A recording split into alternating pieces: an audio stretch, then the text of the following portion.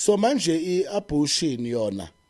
inkinga ngoba phela kumele uxolisa emoyeni womntwana ngoba uthathe i-decision ngempilo yomntwana. So le termination kumele laphayana kube nembuzi yokuxolisa ekhaya.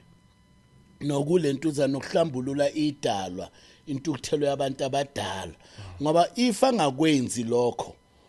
uzothola lento seyiba ukhondolo it's umkhokha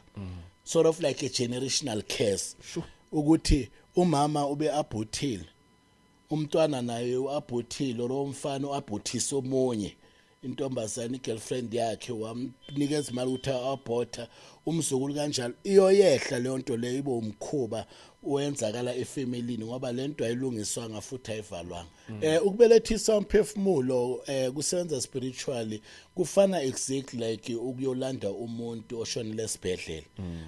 Isebenziswa ngumlahlankusi okuyihlahla umuthi wokulanda umuntu esibhedlela makashonile nakho kuzoyenziwa the very same system kuye ngumlahlankusi bese bakwazi ukuthi bambelethise bamtrebe lapho umoya womntwana bawukhipha bese ayapheka umntwana womfana manje angithi lwabe kuyintombazana bese la ngaphakathi lo mntwana lona makaqala developa lo mfana bese lo moya aclaim i-right yokuphila through lo one womfana lo entombazana makaclaima kanjalo bese umntwana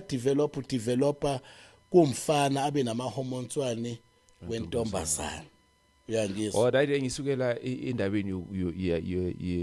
yemimoya lokuthi isasekhona lapha. Yebo lo moya wentombazana ukhona laphayana walomntwana wentombazane maqeda uclaima ibody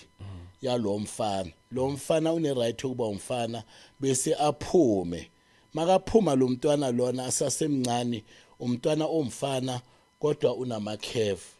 abe nevoice entombazana abe njani